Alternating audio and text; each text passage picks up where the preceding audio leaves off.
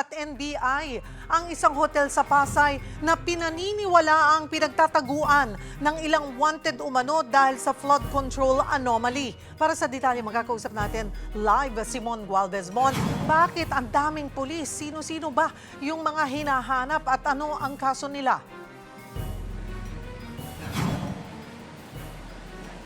Oo nga, Cheryl, actually parang lulusob sa pelikula yung dami ng mga pulis at NBI agents na nagtungo para nga halugugin ng isang hotel sa Pasay, kaugnay nga dito sa mga paghahain nila ng arrest warrant sa tatlong mga opisyal or miyembro ng Board of Directors ng SunWest Inc. na may mga arrest warrant kaugnay nga nitong anomalya sa flood control scandal. Kabilang dyan sa tatlong kanilang hahainan ng arrest warrant sina Consuelo Aldon, Anthony Ngo at Noel Cao. Lahat sila ay may kaso o ilan sa mga kaso nila ay malversation of public funds through falsification of public documents. Pawang mga miyembro nga ito ng Board of Directors ng SunWest Inc. At pinaniniwalaan kasi na nagtago o nagpanggap ng mga empleyado itong mga tatlong opisyal dito nga sa naturang hotel. Ito kasing hotel din ay subsidiary owner ang SunWest Inc. Yun yung initial info sa mga police at NBI na dito nga nagstay, no? At namalagi or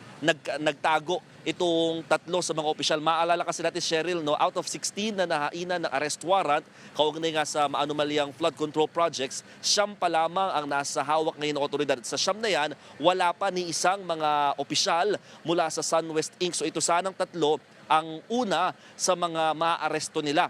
Pero unfortunately, walang naaresto dito sa tatlong pinaniniwalaang nagtatago sa naturang hotel. Maaari raw na nakatakas at lumipat sa iba pa mga properties ng SunWest Inc. Kaya iyan yung ibinababala ng mga otoridad na lahat daw ng mga properties ng SunWest Inc.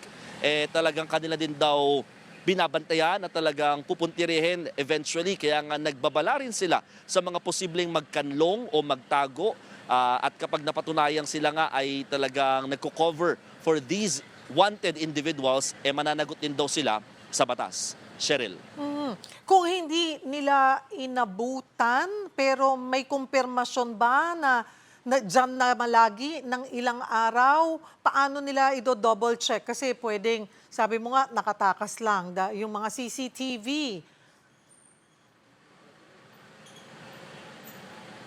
Tama.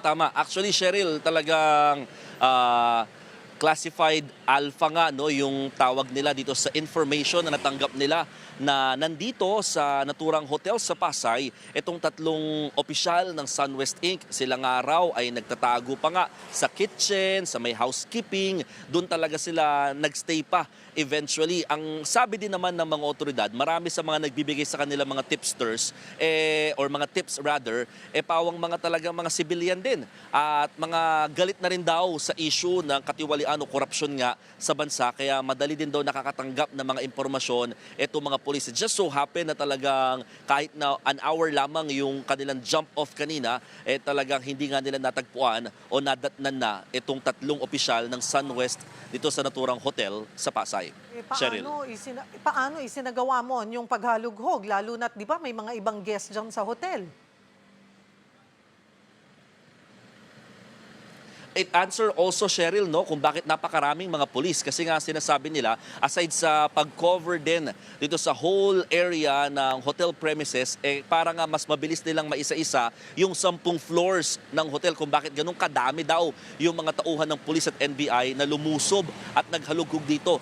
Bawat room, nagkaroon ng visual checking with the permission din at kasama nga yung mga tauhan din ng hotel management para nga rin hindi mabigla yung mga civilians na guest nitong hotel. Napaliwanag naman, nagkataon kasi talaga may arrest warrant dito sa mga naturang wanted individuals. Pati kitchen, pati housekeeping unit, pati yung mga other rooms, no? Talagang bawat rooms, lahat ng floors, inisa-isa ng mga otoridad. Pero it turned out, hindi nila nahagilap itong tatlo sa mga hinahanap nilang opisyal ng SunWest Inc.